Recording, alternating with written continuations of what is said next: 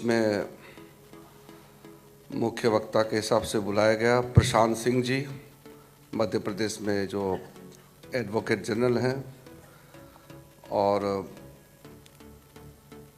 राष्ट्रीय अधिवक्ता परिषद के अध्यक्ष K Srinivas Murthy ji, national general secretary D Bharat Kumar ji, zonal organising secretary Shri Hari Borikar ji, national treasurer अधिवक्ता परिषद के चुन्नीलाल अरोड़ा जी, उपाध्यक्ष तीनों हमारे बीच में मौजूद हैं, डॉक्टर सीमा Singh ji, Satya Prakash Rai ji, R Rajendran ji, secretary Anjali Helekar ji, secretary Dipendra Kushwaha ji, office secretary Santosh Kumar ji, और देश भर से आए हुए अधिवक्ता के जितने भी प्रमुख लोग यहाँ आए हुए हैं, और काफ़ी सीनियर्स जो अधिवक्ता परिषद के लिए और इस क्षेत्र में काम करने वाले कई लोग आज इस सम्मेलन में मौजूद हैं। मैं सबसे पहले मुझे आज इस कुरुक्षेत्र के पवित्र धरती पर इस 16वें अखिल भारतीय अधिवक्ता परिषद का जो सम्मेलन हो रहे हैं उसमें आपके बीच में आने का मौका दिया, इसके लिए बहुत बहुत धन्यवाद देना चाहता हूं।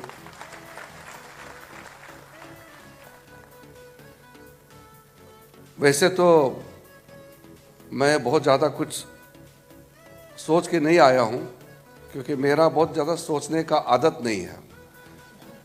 जो कुछ दिखता है वही बोलता हूं, और देश के लिए जो कुछ काम करना है, काम करके उस सोच को क्रियान्वित करने का कोशिश करता हूं। छोटे छोटे दो चीज़ें हैं, मैं उसको क्लेरिफाई कर दूंगा। सबसे पहले एक तो मेरा कभी कभी इंट्रोडक्शन हो जाता है कि मैंने LLB किया है, तो ये गलत फहमी में नहीं रहना है कि मुझे कानून आता है।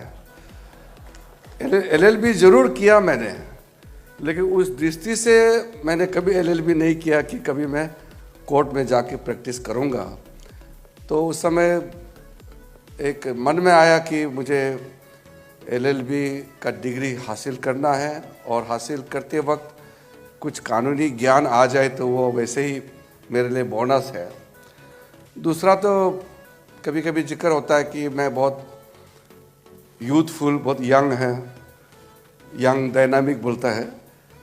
वो गलत फहमी में नहीं रहना, जितना यंग दिखता है इतना जवान मैं नहीं हूँ। तो 7 बार चुनाव लड़ चुका हूँ, तो जो आदमी 7 बार चुनाव लड़ चुके हैं वो कितना जवान हो सकते हैं। तो इसलिए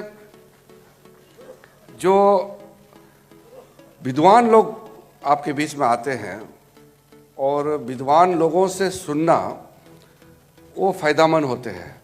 लेकिन ये भी सच है कि कभी कभी हम जैसों से सुनने से भी फायदा हो सकता है। तो आप लोगों ने बुलाया है, मैं आपके बीच में आया ही है, तो मैं एक दो बातें रखूँगा। सबसे पहले तो हमारा इतना बड़ा विशाल देश है, और जो देश इतना बड़ा है उसका समस्याएं भी तो उतने ही होंगे। तो इसलिए समस्याओं को लेकर के बहुत ज़्यादा चिंतित नहीं होना चाहिए, लेकिन समस्याओं को हल कैसा होना चाहिए उसका प्रयास हम लोगों को करना चाहिए। जब मैं न्याय और विधि मंत्रालय का पदभार संभाला तो आदरणीय प्रधानमंत्री जी के मन में कुछ रहा होगा, तभी जाकर के मुझे इसका जिम्मेदारी दिया है। क्योंकि मैं कोई नया तो नहीं हूँ, कई सालों से भारतीय जनता पार्टी का कार्यकर्ता के हिसाब से, फिर सांसद के हिसाब से, उससे पहले कमीशन में रहे, फिर 2014 से अलग अलग मंत्रालय में भी रहा है। तो जब इस मंत्रालय में लाया तो चुनौतियों को देखते हुए प्रधानमंत्री जी का मन में जरूर कुछ ना कुछ होगा जिसको मुझे बिल्कुल एक तो फ्रंट फुट में खेलना चाहिए, ऐसा सोच के मुझे इसका जिम्मेदारी दिया होगा। तो मैं जब देखा कि आम आदमी मेरे पास आते हैं और जो मंत्रालय का नाम है उसमें भी न्याय शब्द है, लॉ एंड जस्टिस, तो कुछ लोग कहते हैं कि आप तो न्याय मंत्री हैं, जस्टिस मंत्री हैं, मुझे जस्टिस दिलाइए। कभी कभी मैं दौरे में भी जाता हूँ, गांव में, कस्बे में कहीं भी जाता हूँ, तो लोग पूछते हैं कि हमारा इतने सालों से हमारा केस लंबित है, पेंडिंग है, आप कुछ कीजिए, आप इस देश का लॉ मिनिस्टर हैं, न्याय दीजिए। तो न्याय देने का एक प्रक्रिया है, उस प्रक्रिया को किस तरीके से चुरुस्त दुरुस्त करना है, उसमें आप लोगों का बहुत बड़ा योगदान रहता है। जो वकील होते हैं उन्हीं के माध्यम से न्याय प्राप्त करते हैं, और न्याय देता है जो बेंच में बैठते हैं, जो जजेस होते हैं, वो न्याय देते हैं। और दूसरी तरफ सरकार भी अपने ही काम करते करते एक प्रकार से वो भी न्याय ही दे रहे हैं। अगर हम जन सेवा कर रहे हैं, हम देश के लिए, समाज के लिए काम करते हैं, तो वो भी एक तरीके से न्याय देने का ही काम होता है। तो इसलिए मैंने सबसे पहले सुप्रीम कोर्ट के जो हमारे सीनियर जजेस हैं, चीफ जस्टिस होते हैं, बाकी सीनियर जजेस होते हैं, और हाई कोर्ट्स में या लोअर कोर्ट्स में, सब जजों को मैंने अपने तरफ से बहुत ही खुले मन से हमने कहा कि ये मत सोचिए कि सब कुछ सरकार को करना है, या ये भी मत सोचिए कि सारा न्यायालय से ही दिया जाएगा, कोर्ट रूम से ही सिर्फ न्याय मिलता है। ये सोचना भी गलत है। हम सब मिल करके, चाहे वो न्यायपालिका हो, विधायिका हो, कार्यपालिका हो, सबको मिलकर के न्याय देना चाहिए।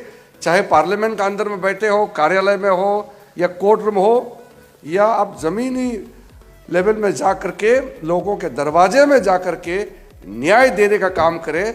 लेकिन करना चाहिए हमको न्याय देने का काम। लेकिन कभी कभी जब बोलते हैं कि 15 साल 20 साल से पेंडिंग है, तो क्या हम न्याय देने का काम कर रहे हैं क्या?